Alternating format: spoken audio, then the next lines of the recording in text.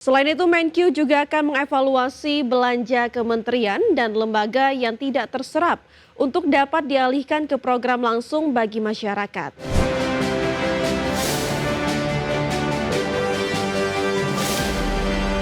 Usai tambahan APBN 2026 disetujui Banggar DPR RI, Menteri Keuangan Purbaya Sadewa memastikan kesiapannya menambah program bantuan sosial bagi masyarakat. Purbaya menjelaskan bahwa selain beras 10 kg, bantuan pangan juga akan ditambahkan dengan minyak goreng 2 liter per bulan. Selain itu, Menkyu juga akan mengevaluasi belanja kementerian dan lembaga yang tidak terserap untuk dapat dialihkan ke program langsung bagi masyarakat. Seperti diketahui, Banggar DPR RI meminta agar pagu stimulus 16,23 triliun yang digelontorkan pemerintah benar-benar diarahkan untuk memperkuat daya beli masyarakat miskin dan rentan miskin. Kami akan monitor terus pembelanjaan pemerintah sampai dengan akhir Oktober ini. Saya akan safari lah kira-kira ke kementerian yang punya belanja besar. Kita akan monitor mereka bisa serap nggak sampai akhir tahun. Begitu kita perkirakan sampai akhir tahun kira-kira nggak bisa serap, uangnya akan kami ambil, kami sebarkan ke program. Kita ke informasi pertama pemirsa, pemerintah bersama Badan Anggaran DPR RI sepakat memperlebar defisit dalam rancangan APBN 2026. Salah satu faktor utama yang mendorong keputusan ini adalah adanya penambahan alokasi anggaran untuk transfer ke daerah yang naik 43 triliun rupiah. Rapat kerja Badan Anggaran atau Banggar DPR RI dengan Menteri Keuangan Purbaya Sadewa menyepakati penambahan defisit rancangan APBN 2026. Laporan panja dan pengambilan keputusan tingkat 1 RUU APBN 2026 mengungkapkan defisit APBN 2026 dipatok sebesar 689,1 triliun atau 2,68% dari produk domestik bruto. Angka ini meningkat dibanding rancangan awal yang hanya 638,8 triliun atau 2,48% dari PDB. Ketua Banggar DPR RI Said Abdullah menyebut, tambahan defisit ini dialokasikan untuk transfer ke daerah dan sebagian untuk belanja pemerintah pusat. Poster terbaru APBN 2026 menunjukkan kenaikan belanja negara sementara target pendapatan tetap. Anggaran belanja tercatat naik dari 3.792,4 triliun menjadi 3.842 triliun. Sedangkan target pendapatan negara tidak berubah di angka 3.153,6 triliun. Persentase defisit terhadap PDB yang awalnya 2,48 kini menjadi penyesuaiannya 2,68% atau ada kenaikan 0,2%. Pembiayaan tentu akan mengalami perubahan dari 638.807,6 menjadi 689.147,9. Dalam APBN 2026, rincian belanja negara memperlihatkan belanja kementerian lembaga naik dari 1.498,3 triliun menjadi 1.510,5 triliun. Sementara itu belanja non-KL justru turun tipis dari 1.644,1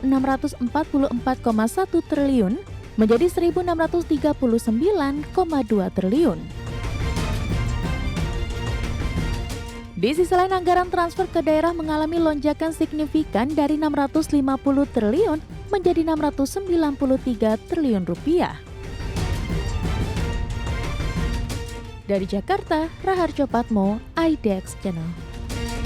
Sementara itu pemirsa, kalangan ekonom menilai perubahan RAPBN 2026 harus tetap memprioritaskan pemanfaatan anggaran untuk kebutuhan masyarakat. Kepala Pusat Makroekonomi dan Keuangan Indef, M. Rizal Taufikur Rahman menegaskan banyaknya penambahan anggaran dalam revisi RAPBN 2026 yang disepakati Badan Anggaran DPR RI menandakan bahwa pemerintah tetap mengandalkan anggaran APBN sebagai pendorong peningkatan daya beli dan pertumbuhan ekonomi secara nasional.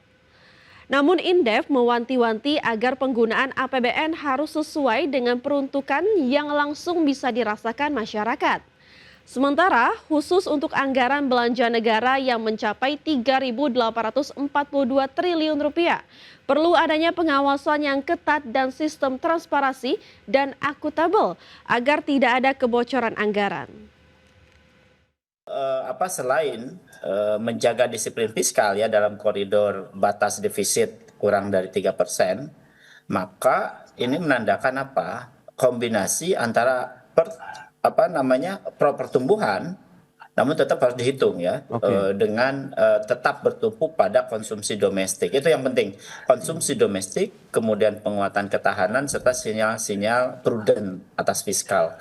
Karena kebijakan Menteri Keuangan saat ini ya, terutama di dalam memanage fiskal, tentu akan berbeda dengan pengelolaan fiskal waktu Bu Sri Mulyani ya, terutama prioritas-prioritas yang ditekankan dan juga prioritas-prioritas yang akan Pemirsa, Kementerian Koperasi melakukan serah terima jabatan Wakil Menteri Koperasi yang baru dilantik Presiden Prabowo Subianto.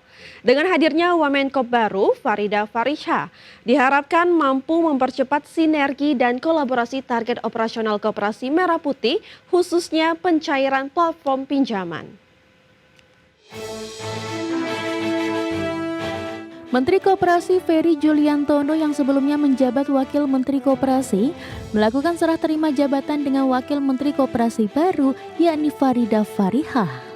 Farida Farisha menggantikan Ferry yang diangkat menjadi Menteri Koperasi menggantikan Budi Aris Setiadi.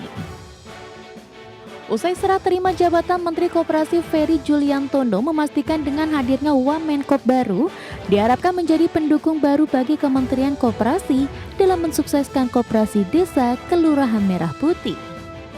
Menjadikan koperasi kembali menjadi sokoguru perekonomian nasional, menjadi badan usaha yang mampu mengejar ketinggalan dari badan usaha yang lain, dan secara khusus untuk kegiatan tahap operasionalisasi Koperasi Desa Kelurahan Merah Putih ini, kita sudah sebenarnya dari sejak minggu lalu sudah melaksanakan tahap sosialisasi tata cara pencairan plafon pinjaman yang sudah disediakan oleh bank-bank himbara.